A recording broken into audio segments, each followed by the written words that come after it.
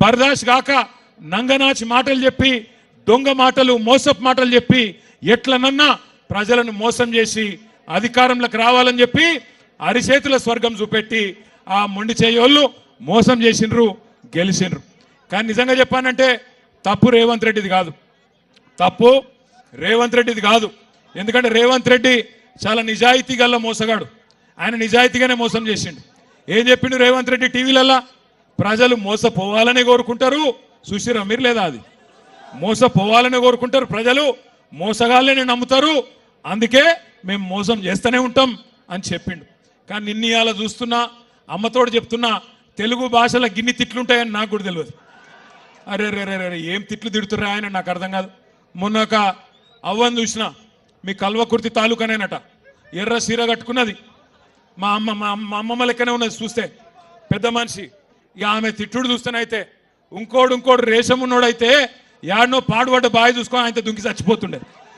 రేవంత్ రెడ్డి కాబట్టి సిగ్గు లజ్జ లేని బతుకు కాబట్టి బతుకుతుడు, కానీ అది ఏం తిట్లే నాకు అర్థం కాదు. ఒక ముఖ్యమంత్రి గిన్ని తిట్లు తినంగానైతే నేనైతే నా జీవితంలో చూడలే. మీరు చూస్తురా లేదా? నేను అడుగుతున్నా, ఒక్కసారి మీరు ఆలోచన చేయండి. ఎవరిని మోసం చేయలేదు రేవంత్ రెడ్డి ఇప్పటికీ? కులగణన అన్నాడు, 42% రిజర్వేషన్ అన్నాడు, బీసీలను మోసం చేసిండు. రైతులకు రుణమాఫీ అన్నాడు, 10,000 కాదు 15,000 అన్నాడు, వాళ్ళని మోసం చేసిండు. రైతు కూలీలు 12,000 ఇస్తా అన్నాడు, మరి ఇలా వాళ్ళకు మోసం చేసిండు. ఆడబిడ్డలు 25,100 ఇస్తా అన్నాడు, మిమ్మల్ని మోసం చేసిండు. పెళ్లి కాని అమ్మాయిలు స్కూటీలు ఇస్తా అన్నాడు, తులం బంగారం అన్నాడు, లగ్గం చేసుకుంటే వాళ్ళని మోసం చేసిండు.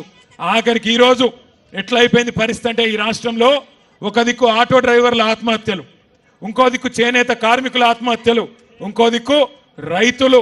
ఇప్పటి వరకు ఈ 420 రోజుల 420 పాలనలో 430 మంది రైతులు ఇప్పటికే ఆత్మహత్య చేసుకున్న ఒక దుర్మార్గమైన పరిస్థితి కాంగ్రెస్ పాలనలో ఉన్నది.